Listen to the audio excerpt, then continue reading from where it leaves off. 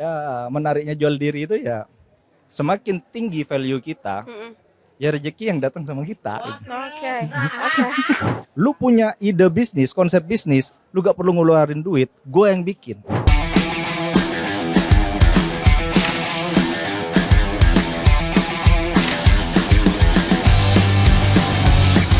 Halo, selamat malam semuanya. Gue ngomong selamat malam karena settingnya kali ini kita malam ya. Emang selalu malam sih biasa kalau ya PSK kan beroperasinya malam hari. Anyway, ketemu lagi barengan sama gue Rizka, Mami PSK kamu.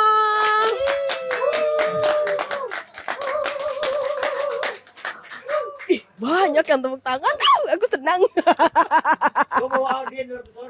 Iya, makanya. Ini kayaknya mau nonton bola atau gimana gitu ya.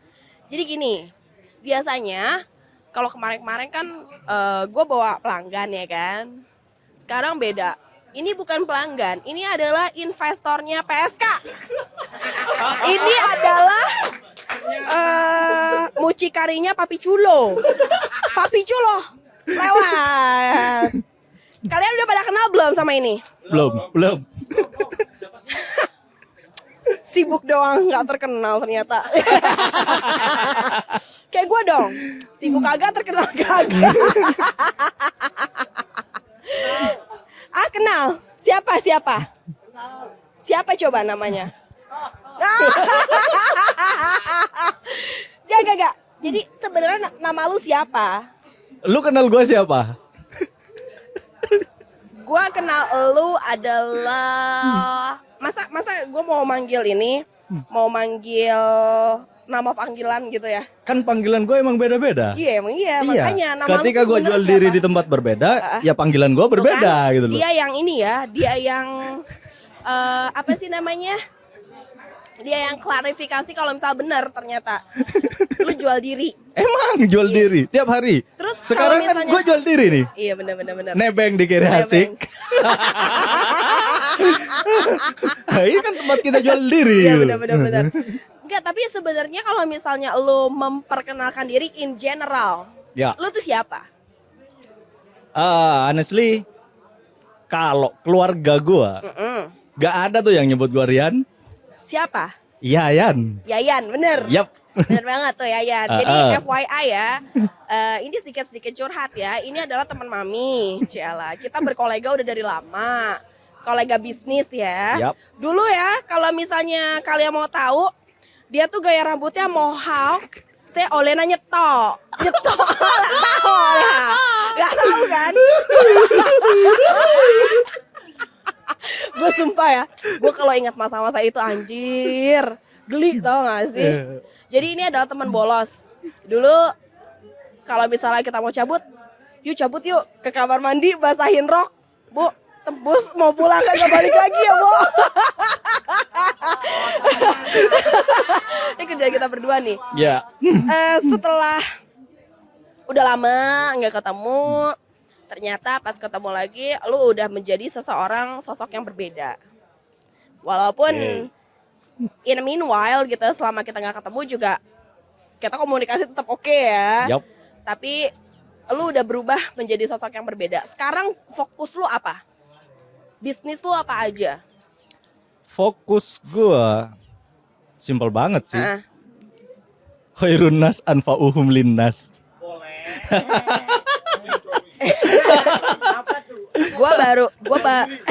Lu harus jawabnya pakai English dong. Masalahnya gue baru login. Paham juga kagak. Artinya apa? Login kedua kalinya atau ketiga kalinya nih? Nggak serius. Iya, intinya mau jadi someone yang apa ya? Punya manfaat lah buat orang lain. Sesimpel itu. Ya, just like that. Karena itu memang pesan almarhum sih. Almarhum bokap lo ya. Yup. Ya. Jadi namanya adalah Rian. Mungkin kalian kenalnya Rian, tapi gue selalu manggil dia Hoyi dari zaman dahulu kala. Hoyi. Bener. Hoyi. Dan sampai saat ini pun kalau teman-teman di game, karena gue juga punya tim e-sport kan, itu manggilnya justru Mas Cori. Mas Cori. Untung bukan Coli. Kalau kepleset gimana? Gak bahaya tak? Nah, maksudnya kalau misalnya coli kan mirip sama yang ya Maya darahnya. Enggak. Lu lagi sibuk apa? Karena ya kemarin awal-awal sempat bikin Blink. Ya, Alpha dulu apa Blink dulu sih? Alpha dulu sih. Alpha dulu, Alpha Project. Ya. Setelah itu Blink. Setelah itu apa COD? Ya, Setelah itu sekarang di Gurita. oke. Anda sebenarnya siapa? Kalau lu bisa memilih gitu ya, lu pengen dikenal seorang Rian yang ada di balik apa? Oh, sekarang baru ada proyek lagi peduli sampah ya? Ya, Nah, jadi di antara sekian banyaknya usaha lu untuk menjadi sok sibuk gitu ya. ya, pura-pura sibuk Iya, sih. pura-pura sibuk. Iya, sok sibuk gitu. Jadi lu tuh pengen kenal sebagai Rian yang mana? Rian yang COD kah? Rian yang Gurita kah? Atau Rian yang e-sport kah? Lu lebih suka yang mana? Lu lebih prefer yang mana? Still nobody. Oh ya? Ya, Masih sebegitu? karena kan selama ini project-project itu kebanyakan gue pasti behind the skin. Hahaha. Hahaha. Paham kan? Paham gua. Justru ke expose-nya malah justru di karir sih. Nah, Karir gue kan sekarang yang pertama emang di ini berkaitan sama UMKM. Terus yang selanjutnya sekarang jadi dosen. Dosen praktisi Oh iya, jadi gitu dosen kan. praktisi juga. Nah, Terus? itu emang suka banget. Karena kan transfer ilmu itu benefitnya luar biasa. Gitu kan. Itu udah berapa lama sih lu jadi dosen praktisi? Baru sih, Baru berapa bulan? baru-baru ini. Bulan Walaupun atau sebenarnya pas masih kuliah aja sudah jadi asdos dan diminta kuliah S2 di kampus yang sama sambil lalu Disponsorin ngajar nggak? gitu. Ya sambil lalu ngajar. Dibayarin gak? Ntar suruh bayar lagi? Ah, kan opsinya waktu itu gua harus milih gitu kan. Karena kualitas seseorang itu ditentukan oleh kualitas pilihannya. Iya. Ya kan? Katanya. Nah, gua milih mau kuliah jadi dosen tetap atau mau dagang. Oke. Ya gue pilih dagang dong. Iya ya, karena jual diri emang lebih enak ya, Bo ya. Iyalah, karena kan iya. Sorry tuh sih kalau katanya sih dosen itu kerjaannya 1 dos, hasilnya 1 sen. Oke. Makanya namanya dosen. Dosen, iya benar-benar. Bukan mendiskreditkan dosen, Iya, karena itu pekerjaan yang berkaitan dengan tujuan mulia. Oke. Sama seperti guru lah. Iya, benar. Untuk nge-transfer ini juga, nge-transfer ilmu iya. Ya. Karena kalau misalnya gua adalah orang yang percaya ketika guru lu baik, otomatis mostly anak buahnya baik, anak muridnya pasti baik juga ya Ya. kan. Makanya jadi lu lebih memilih untuk berdagang. Oke. Tetap jual diri. Bener. Kenapa? Karena duitnya lebih gede kah atau karena self satisfaction lu di situ atau gimana? Karena sulit diperintah sih sebenarnya. Basically lu gak mau diperintah. Emang gitu. Ya? Karena Iya. pemberontak nih gua nih. Pemberontak banget. Makanya gue iya, dia gak usah jadi dosen. Gue aja kaget banget ketika dia memutuskan untuk kuliah. Gue kaget, sumpah. Karena enggak, masalahnya kita we had a conversation before dan kita ngomong kalau nggak penting Bo kuliah ya Bo ya. Ada yang menarik loh. Apa. Gue kuliah 2014 sampai 2018. Ya kan? Gue wisuda gak datang. Iya. Ya, don't care about it. Iya. Yudisium. Walaupun bukan lulusan yang paling terbaik, justru gue yang diminta sambutan. Sinisnya luar biasa tuh yang lulusan terbaik. Iya benar, pastilah. Kemudian hampir matang. Belum masak betul. Terus? Kemudian gue itu diminta ini sering dihubungin sama pihak fakultas. Ijazah lu mau diambil kapan gitu? Iya, berarti sampai sekarang lu gak punya ijazah? Oh, lu sekarang masih sudah ada. Oh, udah diambil. Dianterin. Serius. Dianterin. Anterin akhirnya kapan tuh dianterinnya, Bu? Baru-baru ini. Baru-baru ini. Ya mungkin daripada hilang gitu kan. Khawatir gitu. Kangen rap-rap ya kan. Mie Ya karena elang. memang ada tujuan sih. Banyak yang nanya kenapa ijazahnya nggak diambil. Gue aja berkarir. itu pun bukan melamar tapi dilamar. Itulah enaknya jual diri. Iya, benar. Jual diri dalam artian jangan konotasi negatif, tapi bagaimana caranya kita itu ningkatkan value. Betul. Value diri kita itu seperti apa. Akhirnya apa? Yang teman-teman yang lain pada cari kerja, gua yang dicariin kerjaan. Iya. Sampai ada tawar menawar. Kalau gua terima ini, benefitnya apa? Iya. Win-win solutionnya apa? Aha. Sampai segitunya. Iya, iya. Jadi ya menariknya jual diri itu ya semakin tinggi value kita, ya rezeki yang datang sama kita. Oke. Kita tangan dulu dong, Cela. So the real question is how did you do that? Gimana cara lu untuk menjual diri supaya lu nggak perlu repot-repot memasarkan diri gitu ya, tapi klien yang datang sama lu. Gimana cara lu untuk meningkatkan value lu sendiri? Personal branding sih sebenarnya. Gimana? Sesuatu hal itu biasanya something different. Itu akan lebih memiliki tempat di hati masyarakat daripada sesuatu yang baru. Oke. Sesuatu yang baru itu mudah ditiru gitu. Tapi something different itu sulit untuk ditiru. Ya kan? Artinya gimana tuh?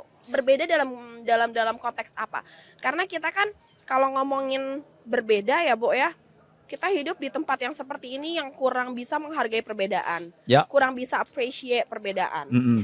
Terus lu bilang berbeda itu di konteks yang seperti apa? Banyak hal. Salah satu contohnya, gua gak mau ikut-ikutan ya kalau bahasa sekarang FOMO gitu kan. Mereka itu pengennya dikenal, terkenal, sampai akhirnya tidak sedikit ya. Nah, teman-teman mungkin paham lah kalau di Sumeneb seperti apa, di kota kita itu seperti apa. Banyak mereka itu yang rela melakukan debt, walaupun sebenarnya debt is slavery gitu kan. Iya, iya. Dia berhutang untuk meningkatkan usaha, tapi ujung-ujungnya nanti flexing.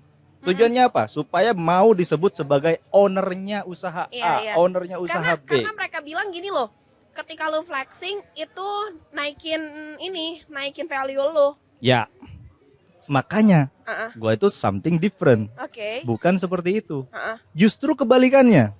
Lu bakal sering lihat gua jalan kaki pakai payung, Iya. hujan-hujanan, jogging. Iya. Ya karena memang sehat perlu. Betapa bodohnya kita punya misi hidup yang benar-benar melelahkan, tapi hidup kita gak sehat. Iya, benar. Gimana cara kita mewujudkan mimpi kalau kita gak sehat? Sehat itu dalam artian ya raga ya sehat gitu, mental health ya sehat. Itu sesuatu hal yang benar-benar susah. Saya katakan susah. Karena apa? Pasti akan berkaitan dengan banyak orang. Kalau gua tetap seperti dulu, haha hihi duduk berlama-lama, anggaplah kita satu meja ngopi, bicara A sampai Z, besoknya repeat. Pertanyaannya adalah yang bakal sukses yang berani keluar dari zona tersebut. Oke. Karena itu yang gue lakuin.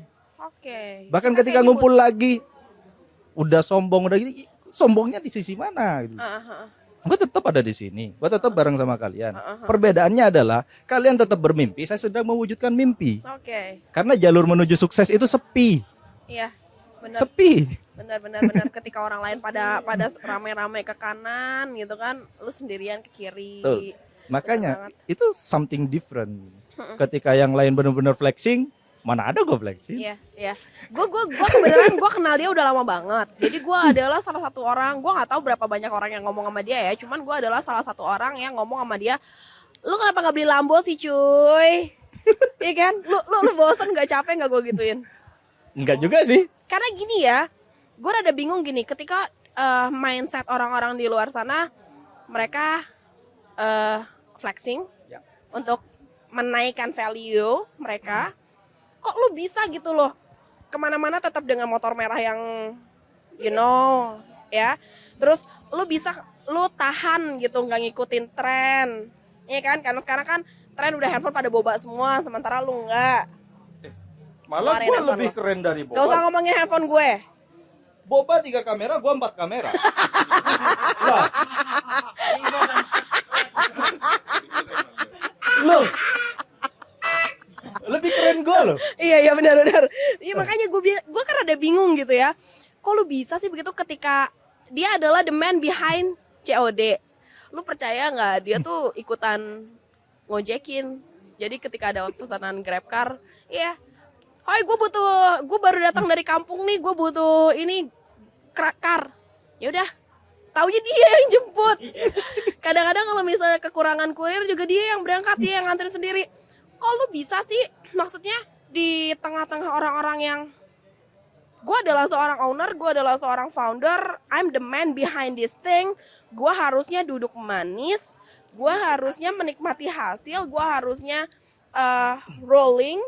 Kenapa lu kok tidak tertarik untuk melakukan hal-hal itu?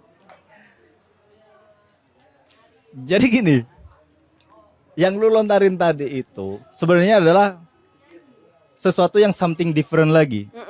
Hal yang lu sampaikan tadi itu adalah karakter seorang bos. Yeah. I'm not a boss, I'm a leader. Oke. Ya. Jadi you tend to show them how to do the shit dan rolling. Oke. I don't care about this. Ini nanti Ari atau Panji yang edit, tolong ini ya translatornya di sini.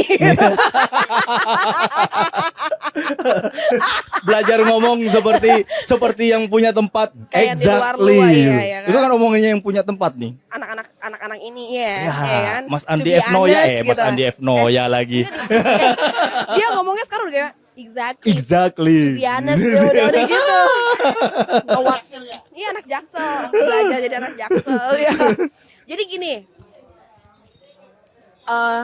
sibuk ya, personal life juga iya, ada anak, ada bini, usaha udah lebih dari 3, Ya, mau nambah lagi. mau nambah lagi kan, makanya gue gaplok lu nambah bini. Diam, gak usah di komen. Sekarang pertanyaan di sini banyak cowok gitu kan. Nah. Nambah bini itu impian setiap cowok.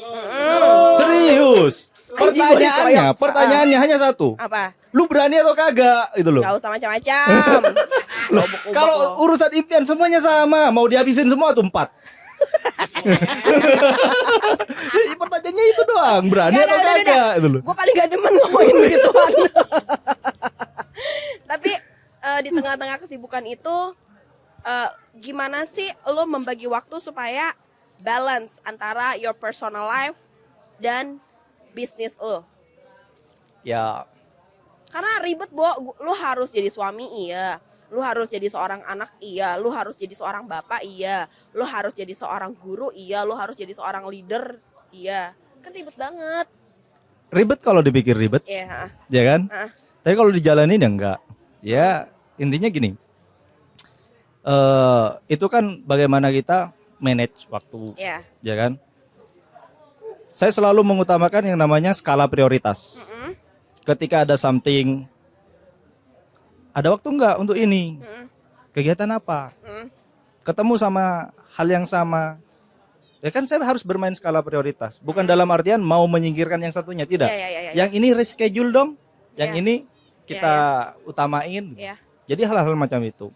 Kalau untuk personal di kehidupan keluarga, saya pasti sempetin tuh tiap pagi minimal, karena ortu gua kan udah beda server semua tuh. Iya. Nah, tapi sekarang saya masih punya ortu dari istri. Tiap hari saya anterin beliau, masih sempat nganterin beliau ke sekolahnya tiap hari karena semangatnya tinggi buat ngajar. Tiap hari masih ngantar, dan itu saya pasti ngajak anak. Karena saya pasti pengen hubungan personality saya sama anak itu kuat. Dan kadang di sela-sela waktu kerja sejak dini saya ngasih insight buat dia. Walaupun saya tahu dia itu belum paham, tapi memori dia pasti akan menyimpan. Iya. Saya ajak hal-hal yang seperti itu, positif, produktif. Akhirnya apa? Ketika ngumpul, ya dia sudah different gitu. Sudah berbeda. Coba bayangin, tiap hari depan rumah gua tuh odong-odong lewat. Iya, benar. Dia gak pernah tuh bergeming tiap hari mau naik. Saudara-saudaranya sepupunya pada naik, dia santai aja di rumah. Gak nangis-nangis gitu kan. Benar. Karena memang sudah sejak dini ini not good gitu loh. Iya, benar. Ini not good. Enggak, bener, emang bukan kita udah ngobrol sering banget tentang ini ya, bukan odong-odongnya ya, Bo. Bukan. Tapi musiknya dan tontonannya on the Betul, screen itu yang ya. jadi concern. Iya, bahkan kaca rumah gua tuh bergetar. Iya. Bener. Bener. Gitu Jadi, doang. kembali lagi yang namanya orang tua pasti punya pola asuhnya masing-masing. Ya. Dan gua dan dia adalah orang tua yang memilih untuk tidak mengajarkan anak untuk hal-hal yang kayak Ya. gitu ya, Bo ya. Oke. Terus gimana lu keep in track, konsisten melakukan itu di tengah-tengah kesibukan lo yang sehari-hari itu? Ya, gua anggap itu hal yang having fun. Jadi tinggal mindset kita aja yang dirubah. Sesuatu yang having fun. Dan bagi saya, untuk menuju sukses itu simpel. Selalu merasa nyaman di zona yang tidak nyaman. Nah sekarang kan banyak Which is anak-anak yang hard, which is benar-benar hard. ngerasa sudah ada di zona nyaman, mau melangkah ke zona yang tidak nyaman mereka gak berani. Iya. Tapi justru gue berbeda. Kalau gue sudah sering leye, main game masih lama itu. Honestly kan saya masih main game gitu Oh, lu kan. masih main game juga? Masih, Oke. walaupun Intensitasnya sekali dua udah kali ya, doang iya. gitu kan. Jadi kalau sudah lama banget main game, kok kayaknya gak sehat nih. Aku harus masuk ke zona yang tidak nyaman lagi. Supaya apa? Supaya produktif. Tujuannya produktif dan misi utamanya adalah membuka banyak pekerjaan, lapangan pekerjaan baru sih. Oke. Situ. Oke. Tapi maksudnya gini ya, manusia punya ide tuh udah bukan hal Ya. yang luar biasa. Setiap kepala pasti punya ide macam-macam. Tapi lo pernah mikir nggak sih, yang ini ide gua yang ini nggak bisa. Sementara ide yang ini bisa. Itu bagaimana cara lo memilah-milahnya? Satu hal yang lu skip. 2016 gua juara di The Most Scalable Business Plan. Juara Itu satu. di tingkat di Jawa mana Timur. tuh? Oke, di Jawa Timur. Kemudian di daerah 2021 kemarin ada namanya Anugerah Inovasi Daerah. Gue juga juara satu tuh di kategori umum. Jadi itulah bekal utama gua untuk menjalankan bisnis. Karena itu setiap bisnis itu gak bisa kita bonek. Ya bondo nekat, yang penting berani, Iya. Ya kalau gua bilang bullshit tuh motivator. Ya. Karena gua ada di sini bukan karena motivator. Motivator terbaik itu adalah diri gua sendiri. Gitu. Kita kalau ya mau rise, ya lihat aja penderitaan kita gimana gitu. Ini kan banyak pertanyaan-pertanyaan.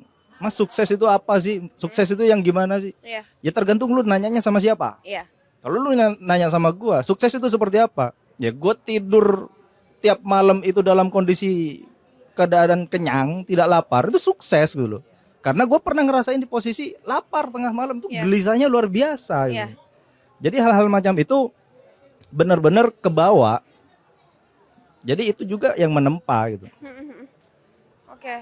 Oke. Jadi berarti lu adalah salah satu orang yang menganut paham apa yang berhasil buat gue belum tentu berhasil buat lo. Ya, Lu harus menemukan formula that works for yourself. ya, yang penting kan kita paham capability kita apa. Terutama kita kalau mau ngatur yang namanya bisnis, sudah ada namanya bisnis model canvas, bisnis plan. Ya kita kalau antara berani dan bertindak bodoh itu beda tipis. Iya. Ya, bertindak bodoh itu ya mereka gak bawa bekal, modal nekat doang wes. Berangkat, tiba-tiba apa? Rugi, gulung tikar. Iya. Nanti ujung-ujungnya ketika dia belajar, pengalaman itu mahal. Nah, kan bullshit gitu loh. Iya. Tapi kalau orang yang berani, itu mereka punya bekal. Mereka udah tahu rules-nya seperti apa, jalannya kemana, average marginnya seperti apa. Mereka sudah paham hal itu. Karena apa? Loh, ini loh, Sun Tzu bilang. Bukunya Sun Tzu, Strategi Perang China, itu di salah satu bukunya itu disebutkan panglima perang yang selalu menang di medan perang itu bukan karena dia hebat dalam battle, tidak, tapi karena dia paham cara memilih peperangan yang bisa dia menangkan. Oke. Jadi dia sebelum turun ke medan perang dia sudah menang. Oke, jadi dia pelajari dulu the field-nya ya, Bo, Betul. Jadi orang-orang yang to be a leader, ya. mereka itu intuisinya luar biasa. Ya makanya ada yang namanya bling. Oke. Gua jadiin brand gitu. Apa sih bling? Bling itu adalah sebuah buku sebenarnya. Aslinya. Ya kalau nggak salah itu artinya adalah kemampuan berpikir tanpa harus berpikir. Itu blink. Kemampuan Berpikir. berpikir tanpa harus berpikir. Like Gua a kasih blink. contoh. Gua kasih contoh. Oke. Ketika lu ngerokok, Mm-mm. ya kan? Mm-mm. Lu ditutup matanya, Mm-mm. ya kan? Nah, Terus udah terbiasa dengan rokok Iya. yang lu hisap. Lu Hah? pasti tahu itu rokok apa. iya. Iya, Iya kan? Iya, iya. Atau something different. Heeh. Air mineral. Heeh. Ini kan ada manis-manisnya gitu kan. Katanya Iya gitu kan? ya. Eh, Iya, iya. Ada yang katanya agak pahit. Mm-mm. Itu kita bisa gitu loh. Karena apa? Karena sudah terbiasa, sudah biasa dia pelajari. Iya, iya. Jadi intuisi itu sebenarnya tidak hadir sebegitu saja, tapi itu karena memang sesuatu yang dia pelajari berkali-kali. Mhm. Mhm. Dan ketika sudah melihat, contohnya, apakah ada panglima perang itu maju duluan bareng sama infanteri? Mau mati duluan? Tidak kan? Iya. Dia itu ada di belakang mereka Mm-mm. untuk mempelajari situasi yang ada di depan. Mm-mm. Mempelajari strateginya ya. Betul, strategi di depan itu seperti apa? Archernya ada berapa? Mm-mm. Iya kan? Horse-nya ada berapa? Mm-mm. Dan dia harus pelajari hal itu. Nah, Ya. sekarang kan ketahuan yang punya modal itu adalah berani, yang bondo nekat ya wes hajar pakai parang itu. Nah, kan potensi menangnya kan sudah kelihatan. Ya. Dari utility, mulai dari persediaan air. Itu loh yang gua maksud. Oke. Oke. Kalau misalnya kita ngomongin bisnis ya, lu masuk maksudnya anak muda dengan banyak inovasi. Ya. Masih muda apa udah tua sih? Iya, berusaha untuk mudah. We are in our golden age kalau orang bilang kan. Ya, Lu punya tips gak buat mungkin pebisnis pemula yang baru mau mulai atau baru aja memulai? Apa yang harus mereka perhatikan selain strategi plannya? kalau dia sudah punya strategi plan dan lain-lain, ada perencanaan yang baik, kita tinggal pinjem tagline dari salah satu brand ternama, Yaitu Just Do It. Nike. Sepatu lu tuh. Oh lagi oke. Gue pikir lu lagi pakai sepatu. Gak bahaya tak?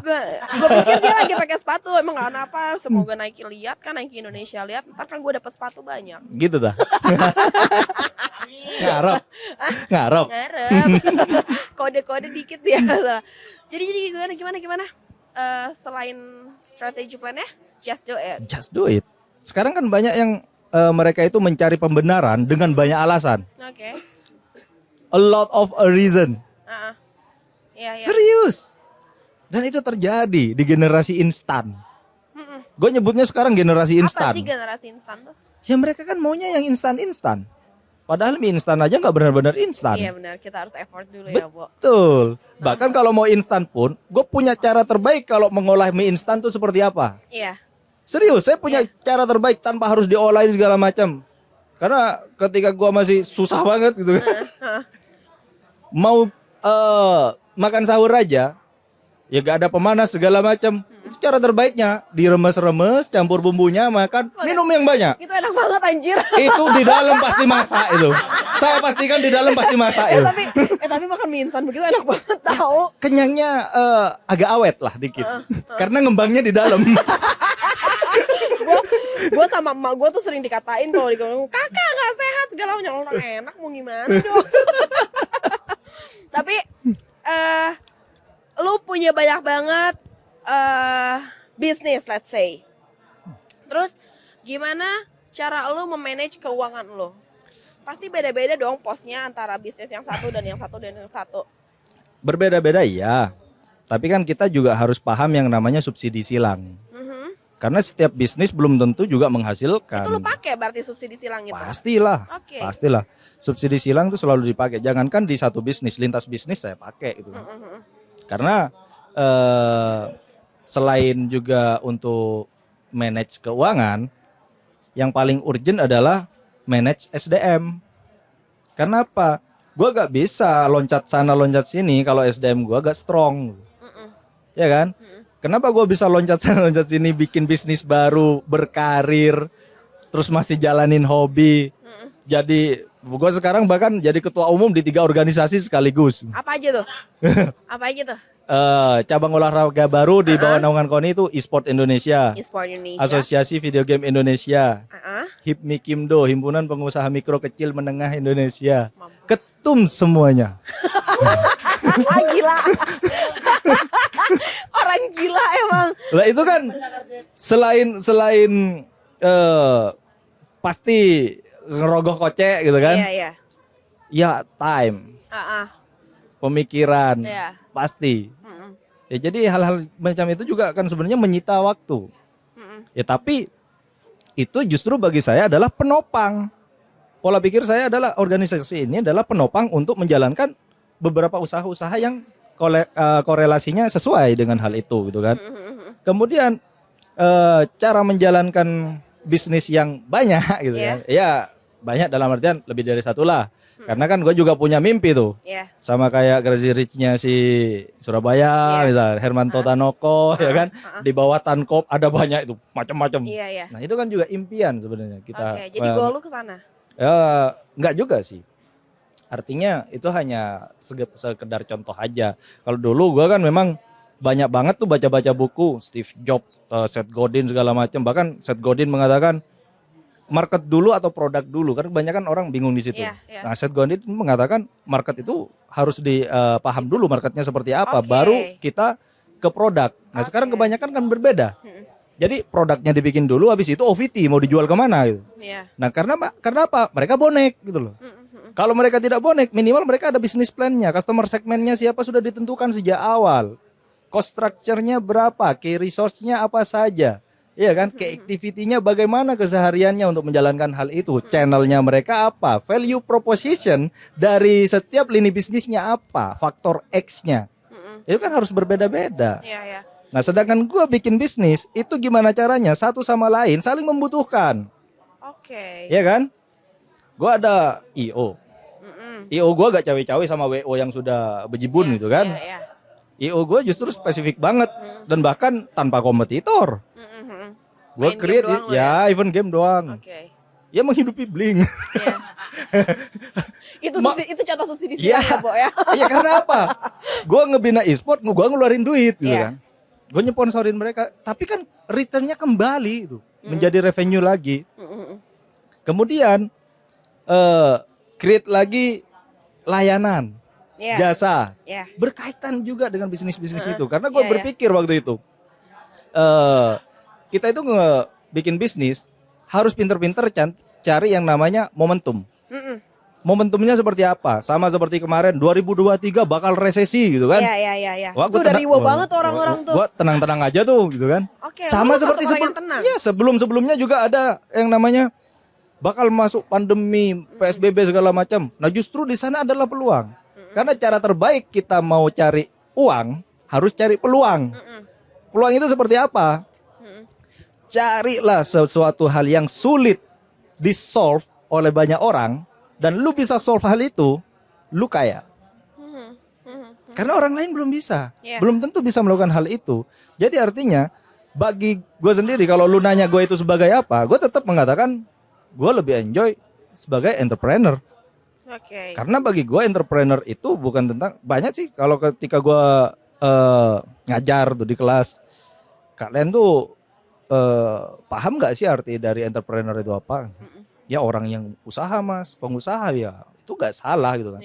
Tapi kalau buat gue entrepreneur itu adalah seorang problem solver. Kenapa seorang problem solver? Entrepreneur itu pasti akan berfokus sama sesuatu yang di-solve.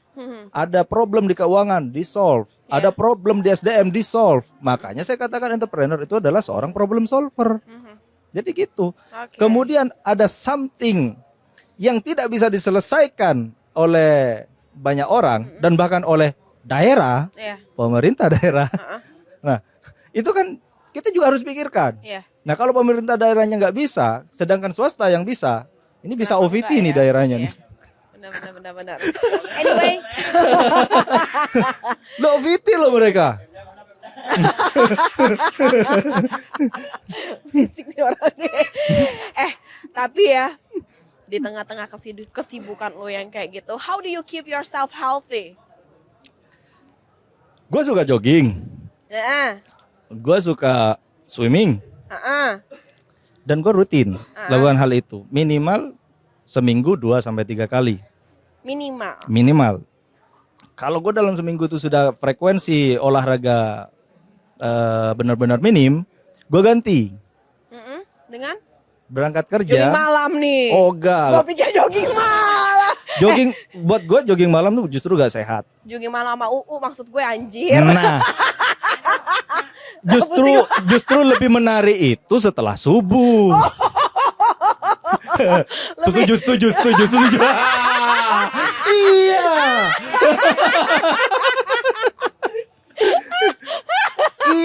itu benar-benar fase yang luar biasa. Karena apa? Ibarat kita perangkat hardware gitu kan. Kita sudah reset. Udah reset benar-benar fresh gitu kan.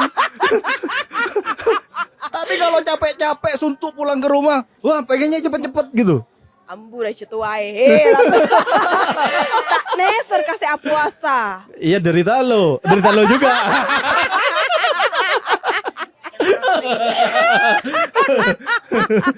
Enak.